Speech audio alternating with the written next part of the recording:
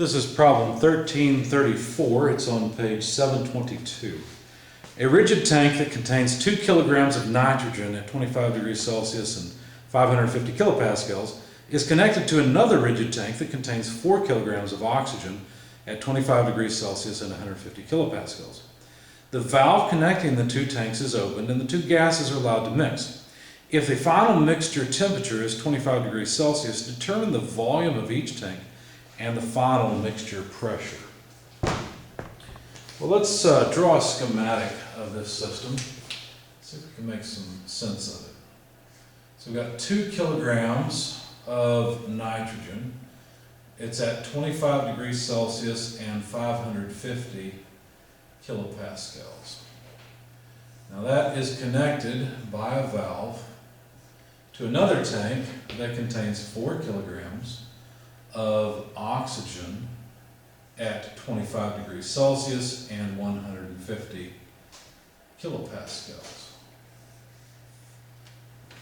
So let's call this system number 1 and over here system number 2. They're not states, they're just, I guess they are initial states, but they're just two different things. And we're supposed to find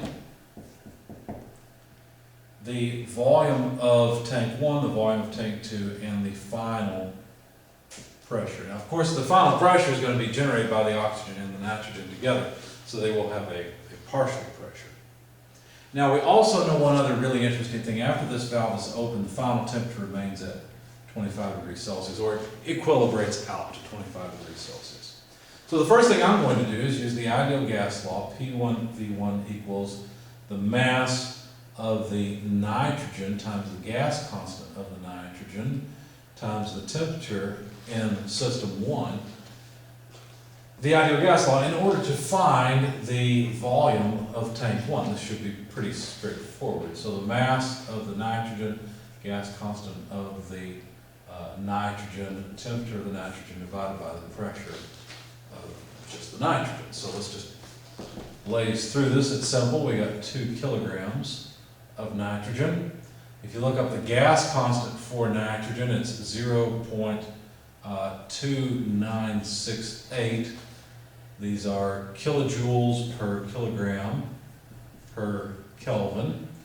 The temperature is, of course, 298 Kelvin. That's 25 Celsius plus 273, so 298 Kelvin.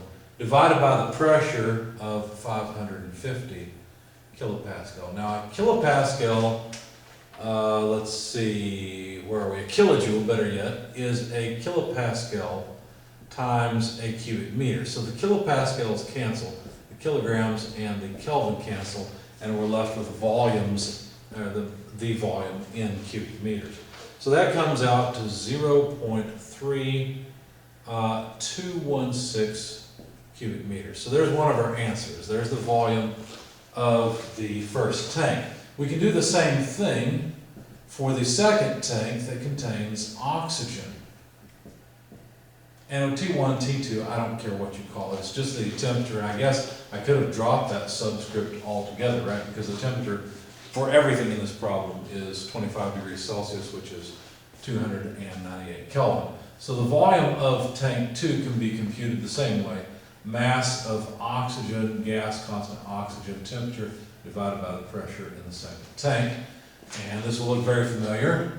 4 kilograms, same structure as before. But now we need the gas constant for oxygen. It's slightly different than the nitrogen, but it is 0.2598 and kilojoules per kilogram per Kelvin times 298 Kelvin divided by the pressure in that tank, which was only 150 kilopascals.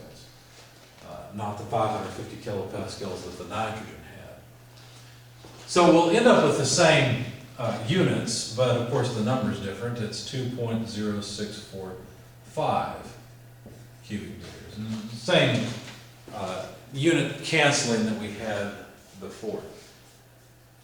So that takes care of the volumes. Now we need to find the final pressure. So the final pressure, the pressure of the mixture, in other words, will just be the partial pressure of the nitrogen plus the partial pressure of the oxygen. If we had those two things, we'd be done with this problem, but we don't have them. To get the partial pressures, what I'm going to do is write down the equations for them. Let's see, the partial pressure of the nitrogen would be the number of moles of the nitrogen times the universal gas constant times the final temperature divided by the total volume, the volume of the mixture. Okay. So think about it this way. The nitrogen and oxygen will both take up the total volume. That's why we use the volume of the mixture here. It'll take up the total volume of the combined tank. So I guess we should find that, right? So the total volume, Vm, would just be the sum of these two. So it's V1 plus V2. And I did the math on that already. That comes out to 2.3861 cubic meters. So there's our total volume. That's not a problem. Universal gas constant and temperature is no problem. But we need to know how many moles of nitrogen we are dealing with. So the number of moles of nitrogen would be the mass of the nitrogen divided by the molecular weight of the nitrogen. I'm sorry that these two symbols are so close. I use lowercase m for mass and an uppercase M for molecular weight. I prefer MW, but the book uses M, capital M, so I'm following the book here. So 2 kilograms divided by the molecular weight of nitrogen. Well, you've got to look up the molecular weight of nitrogen, but if you go to the first page of the appendices, you'll find it there. And it's 28.013 kilograms per kilomole. So notice we end up with units of moles. And so that comes out to about 0.0714 kilomole of nitrogen. So now we can go over here to our pressure calculation, plug in 0.714 kilomoles of nitrogen. As we'll go ahead and divide by the 2.3861 cubic meters of volume, multiplied by the 8.314 kilojoules per kilomole per Kelvin for the universal gas constant and a temperature of 298 Kelvin. Let's see what cancels. The kilomoles are gone. We've got kilojoules per cubic meter, but remember a kilojoule is a kilopascal times a cubic meter, and so we're left with kilopascals. And so the pressure of the nitrogen, the partial pressure of the nitrogen, is about 74.137 kilopascals. Now what I'd like to do is the same thing for the oxygen. The number of moles of oxygen is just the mass of oxygen divided by the molecular weight of oxygen. And so that's 4 kilograms divided by the molecular weight of oxygen, which is 31.999 kilograms per kilomole. Again, we're left with kilomoles, and it comes out to about 0.1250 kilomoles. So that's how many kilomoles we have. The partial pressure of the oxygen will be computed exactly as it was for nitrogen, of course using the number of moles of oxygen, the universal gas constant, the temperature, and the volume of the mixture. Notice this bit stays the same, so I probably should have put those together as a number, but oh well, that's okay. I'll just write it all again. 0.125 kilomole multiplied by 8.314 kilojoule per kilomole per Kelvin times 298 Kelvin divided by the total volume, 2.3861 cubic meters. Same units come out, and this ends up being, let's see, where's my number? Here we go.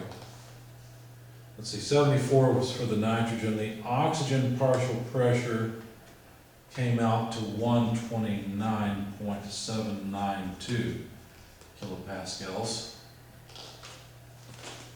And so our total pressure, if we take the 74.137 and add to it 129.792, is kilopascals, then we'll find that the pressure of the mixture is about 203.93 kilopascals. So it's somewhere between the two, but you can't just take the average pressure because there's more moles and a different amount of mass in each tank. The gas constants are close, but the mixture gas constant would be between the two. We didn't need it though, we just needed the universal gas constant to solve this problem.